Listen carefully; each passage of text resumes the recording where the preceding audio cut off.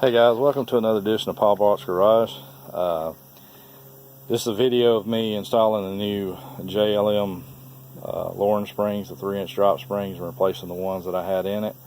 And I'm also doing the inner and outer tie rods and the sleeve, and replacing the boots on the lower ball joints, which the ball joints appear to be pretty good. And also replacing the bump stop. That's you can see right there.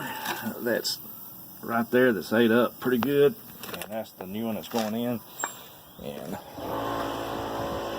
got all the new parts right here. That's what the spring looked like came out of. You can see how bent up it is right here, how a little bit taller that one's going to be. It's going to probably bring it up about another inch or two maybe.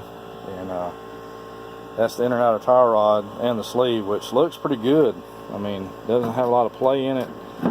Probably could have just bought some polyurethane boots, put it all back together, and it would have been fine. But I just went ahead and bought all new stuff, all new sleeves, and inner and outer tie rods. But anyway, just a short video of what I'm doing. I would do a how-to video, but there's so many of them out there on the internet, on YouTube, that it would just be something that would be amongst the other 50 that's in there. Although I have not seen a video of one being done on an 88 model. Most of them are like 94s, 95s and up.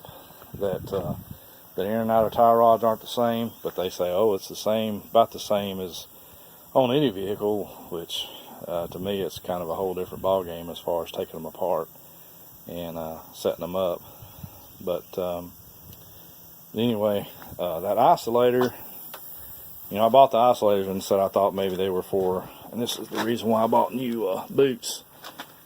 That ball joint boot shot, but the ball joint's still good, so I just got new boots. And then of course the isolator was all ate up, but I was worried I didn't get the right ones, which they appear to be the right ones, because it's the exact same as what I pulled out of the truck, which is like this, and it was all bent up and stuff. But anyway, when I get everything back together, and I did a video once before showing y'all the ride height. Maybe do a ride along to see how much better it drives and what the stance is on it. It's probably going to have the bulldog look. It's probably going to be taller in the front than it is in the back, but next week I plan on buying leaf springs and putting them in here, some Beltec leaf springs. But that'll do it for today's video. It's Friday and I got a lot of work and it's getting hot. I do live here close to the ocean, but and it gets hot out here pretty quick and humid. But anyway, guys, have a good weekend. And signing off with Paul Bart's Garage. Hope you like it. Hope some of it was entertaining. Or I know that spring is just crazy on how bent it is. I don't know if they heated it, bent it, or if over time it bent that way. I don't know. That's just crazy. But anyway, y'all have a good day. Have a good weekend. Peace out.